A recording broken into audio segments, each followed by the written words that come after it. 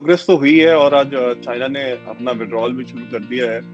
और इंडियन जो national security adviser हैं अजीत डोवाल ने जो चाइना के फॉरेन मिनिस्टर हैं वांग यी उनसे बात करी थी और उनको कैटेगोरिकली ये चीज बोली थी कि आप विड्रॉ करेंगे तो आप विड्रॉ करें, हम विड्रॉ नहीं करेंगे।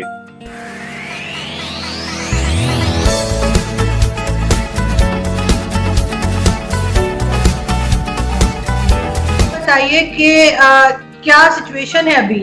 ये ना कहिएगा कि जो आप लोग समझ रहे हैं, जो आप लोग बता रहे हैं, असल में चाइना के साथ जो आपका झगड़ा चल रहा है, जो बॉर्डर पे जो टेंशन है, उसमें कुछ आगे हुआ है, कुछ आगे प्रोग्रेस हुई है या उधर ही रुके हुए?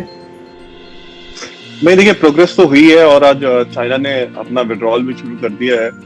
और इंडियन जो नेशनल सिक्योरिटी एडवाइजर हैं अजीत डोवाल ने जो चाइना के फॉरेन मिनिस्टर हैं वांग यी उनसे बात करी थी और उनको कैटेगोरिकली ये चीज बोली थी कि आप विड्रॉ करेंगे तो आप विड्रॉ करें, हम विड्रॉ नहीं करेंगे।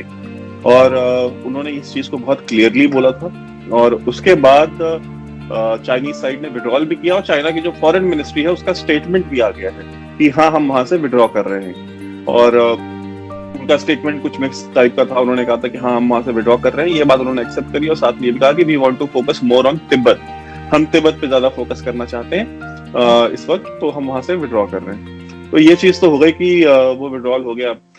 भारतीय सेना ने एक बार फिर तो पाकिस्तानियों का दिल तोड़ दिया, इसका मुझे बहुत दुख है। और बहुत सारे आपके यहाँ के दिफाई तजिया निगार मोना आलम और कमर चीमा जैसे, जो कि ये सपने देख रहे थे, ख्वाब देख रहे थे कि वो लद्दाख चाइनीज वीजा पे जाना चाह रहे थे, उनकी बड़ी ख्वाहिशात थी। वो ट्विटर पे और फेसबुक पे और मीडिया में आके वो बातें कर रहे थे कि हम लद्दाख जाएंगे। देखिए, तो वो तो सपना पूरा हुआ नहीं। जाना, जैसा पाकिस्तानी दुनिया भर में मशहूर है बिना वीजा जाने के लिए अलग अलग मुल्कों में, तो मोना आलम को और कमर चीमा को भी बिना चाइनीज वीजा ही आना पड़ेगा लद्दाख, क्योंकि हिंदुस्तानी वीजा तो मिलने से रहा लद्दाख जाने के लिए। क्योंकि अगर वहां भेज भी दिया तो वहां जाकर के प्रोपेगेंडा ही करेंगे और कुछ करना नहीं है इन्होंने। तो ये आज की डेवलपमेंट है जो इंडो चाइना जो चाइनीज जो कॉन्फ्लिक्ट है उसके मुतालिक। और दूसरी चीज ये है कि देखिए, इंडिया चाइना कॉन्फ्लिक्ट लद्दाख में या गलवान वैली में या नेफा में ये आज का नहीं है। मतलब पिछले 70-72 साल से ये कॉन्फ्लिक्ट चल रहे हैं। फोर्सेस ट्रूप्स मोबिलाइज होती हैं, टेंशन्स बढ़ती हैं, कुछ कैजुअलिटीज होती हैं, फिर एक म्यूचुअल विड्रॉल हो जाता है। तो मैंने अपने YouTube चैनल पे डिफेंसिव ऑफेंस पे भी मैंने इस बात को मैंने कहा था। मेजर गौरव आरा के साथ हमारा एक वीडियो था, उसमें भी हमने यही चीज हम स्टार्टिंग से कहते हुए आ रहे थे कि at some point of time China withdraw करेगा। क्योंकि चाइना को ये चीज पता है और स्पेशली वेस्टर्न पावर्स को ये चीज पता है कि पूरे रीजन में चाइना के जितने भी नेबर्स हैं, उन सभी नेबर्स में जो एक नेबर है चाइना का जो एक्चुअली में चाइना से हेड ऑन टक्कर ले सकता है, वो हिंदुस्तान है। और कोई भी चाइना का जो नेबर है, करीब 14 कंट्रीज हैं जिनके साथ चाइना की बाउंड्री लगती है और उनमें से करीब 21 के साथ उसका बॉर्डर डिस्प्यूट है। तो अब आप ये इमेजिन कीजिए कि वो किस तरह की एक्सपैंशनिस्ट पावर है।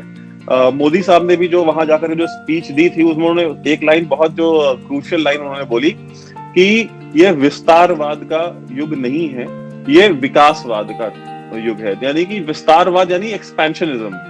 तो आप एक्सपेंशनिस्ट होकर के आप आज ऑपरेट नहीं कर सकते, ठीक है। आज आपको डेवलपमेंट के बारे में बात करनी है, डेवलपमेंट पे ही काम चलेगा।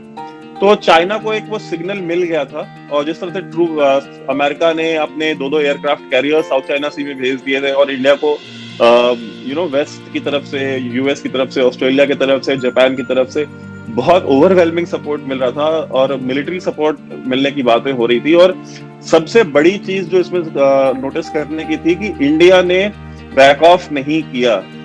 ये एक बहुत बड़ी चीज है क्योंकि चाइना ने, और ये दूसरी बार हुआ है, एक बार डोकलाम में ऐसा हुआ था कि इंडियन फोर्सेस ने विड्रॉ नहीं किया और दूसरी बार ये हुआ है लद्दाख में।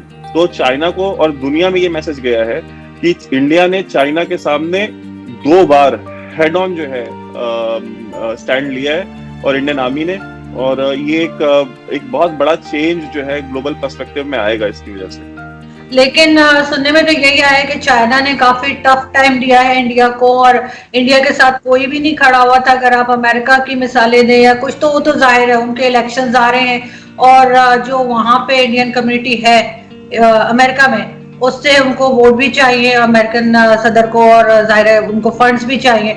उसका कुछ चक्कर हो सकता है, लेकिन आप लोग ज्यादा टफ टाइम नहीं दे सके। और दूसरा, जो मोदी जी अभी गए थे, आप जैसे बात कर रहे हैं, लद्दाख पे जाके उन्होंने नारे भी लगाए हैं, लेकिन ये कि उन्होंने चाइना का नाम नहीं लिया। और चाइना को आप लोग क्या टफ टाइम दे रहे हैं? सिर्फ उसकी ऐप यूज नहीं करेंगे, आप कहेंगे कि जी इतनी हमने उनकी ऐप्स जो है 56 या 59 कुछ नंबर आया था कि वो हमने बंद कर दी है। क्यों उस पे आप लोगों ने कोई सर्जिकल स्ट्राइक नहीं की? और ये बात कैसे मान ली जाए कि चाइना को सिर्फ आप ही टफ टाइम दे सकते हैं, क्योंकि चाइना इतना कमजोर नहीं है। चाइना के साथ आप अपने आप को कहाँ जोड़ रहे हैं? देखिए, मैं आपको एक चीज बता दूं, आप जो कह रही हैं कि हमने उनको टफ टाइम नहीं दिया, तो अगर हमने उनको टफ टाइम नहीं दिया तो उन्होंने विड्रॉ क्यों किया है? सबसे पहला सवाल तो ये उठता है। अगर टफ टाइम आप किसी को देते हैं तो आपका ओपोनेंट विड्रॉ करता है, आप नहीं विड्रॉ करते खुद। और ये जो डिसएंगेजमेंट हुई है, ये इनिशिएट चाइना की तरफ से हुई है, इंडिया की तरफ से नहीं हुई। ठीक है, अगर आप टफ टाइम देते हैं तो आप इंट्रूड करते हैं, आप कैप्चर करते हैं टेरिटरी, आप विड्रॉल नहीं करते, पहली चीज। दूसरी चीज कि आपने कहा कि इंडिया के साथ कोई खड़ा नहीं हुआ, अमेरिका हुआ बिकॉज उनकी इलेक्टोरल कंपल्शन है। देखिए, इंडिया के साथ आप मुझे एक मुल्क का नाम बताएं खुद को, मतलब पाकिस्तान को छोड़ करके, because Pakistan is not a country, it's a state of mind. तो पाकिस्तान को छोड़ करके आप मुझे एक मुल्क का नाम बताएं जो कि इंडिया के साथ खड़ा नहीं हुआ, बल्कि उसने चाइना की जो आइडिया था, जो चाइना का जो सपोर्ट था, उसको एंडोर्स किया। एक कंट्री का आप नाम नहीं ले सकते। कोई भी कंट्री चाइना के सपोर्ट में नहीं खड़ी हुई, नॉट अ सिंगल वन। और इंडिया के साथ में America, Australia, Japan, Vietnam, Philippines, मतलब आप नाम लेते चले जाएं, ये फेरिस्त जो है दुनिया कम से कम 10 से 15 मुल्क ऐसे थे जो कि मतलब उन्होंने वोकल होकर के इंडिया का सपोर्ट किया और इंडियन स्टैंड का जो है उन्होंने सपोर्ट किया।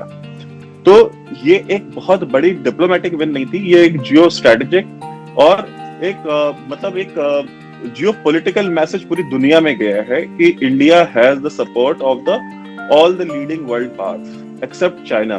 रशिया जो कि इतना चाइना के मसले पे काफी ज्यादा सपोर्टिव होता है जब बात वेस्ट की होती है, रशिया ने भी चाइना का सपोर्ट नहीं किया। तो जब आप ये कहती है कि इंडिया को सपोर्ट नहीं मिला, तो ये तो आप बहुत मतलब अजीब सी बात कर रही हैं। चाइना को तो उसका जो ऑल वेदर एलाई है रशिया, उसका भी सपोर्ट नहीं मिला। दूसरी चीज, आपने कहा कि अमेरिका में इलेक्शंस होने वाले। देखिए, मुझे नहीं पता आपको ये चीज मतलब हो सकता है कि आपकी बात में कुछ वजन हो, मैं उसको डिनाई नहीं करूंगा, लेकिन इंडियन जो वोटर बेस है वो इतना बड़ा नहीं है, ठीक है, कि अमेरिका उस वोटर बेस को केटर करने के लिए एक वॉर में चला जाए। ठीक है, वो और जो इंडियन कम्युनिटी है अमेरिका में, वो मैं मानता हूं कि हाँ वो एक सिग्निफिकेंट नंबर उसमें है उसका एक। लेकिन आप देखिए, जो इंडियन वोटर्स हैं वेस्ट में, वो डेमोक्रेट्स हैं, वो ट्रेडिशनली डेमोक्रेट्स हैं, वो हमेशा से मेजोरिटी आज भी डेमोक्रेट है। आप अभी इलेक्शंस होंगे, आप देख लीजिएगा, जब रिजल्ट्स आएंगे तो मेजोरिटी वोट्स आपको दिखेगा कि वो डेमोक्रेट्स को ही गए हैं इंडियंस के। तो 60-70% वोट्स जो है वो डेमोक्रेट्स को जाते हैं। तो वो उनका ट्रम्प का कोई ऐसा नहीं है कि रिपब्लिकन का कोई वोटर बेस है, इंडियन वोटर बेस, जिसको वो केटर करना चाहेंगे। जब 30% वोटर है आपका, आप कितना और गार्नर कर लेंगे, 10% और ऐड कर लेंगे, 20% और कर लेंगे, तो it is not worth the effort जिसको कहते हैं कि आप उसके लिए चाइना के साथ आप वॉर में जाए। चाइना का जो एक एक्सपेंशनिस्ट जो एजेंडा है, और जैसे खासतौर पे ये कोरोना वायरस के बाद जिस तरह से अभी आपने देखा रिसेंटली WHO ने स्टेटमेंट भी दी पहली बार फॉर गॉड से कि यार ये जो कोरोना वायरस है, तो China is the key culprit, और चाइना ने सही समय पे इसके बारे में इंफॉर्मेशन नहीं दी, और it is just because of China कि आज दुनिया इतना सफर कर रही है। तो चाइना का जो एजेंडा है, वो जिस तरह से वो पूरा स्टेट ऑपरेट करता है, वो इतना एब्नॉक्शियस किस्म का है, इतना मतलब सिवाय पाकिस्तान के तो मुझे नहीं पता दुनिया में पाकिस्तान और नॉर्थ कोरिया के अलावा कोई चाइना की तारीफ भी करता है दुनिया में, उनके रूल ऑफ लॉ की, या वो जिस तरह से उनका स्टेट ऑपरेट करता है। मैं चाइनीज लोगों की बात नहीं कर रहा हूँ, मैं जो चाइनीज कम्युनिस्ट पार्टी है वो जिस तरह से रूल करती है उस स्टेट को, वो उसका दुनिया में कहीं कोई पजीराई हासिल नहीं।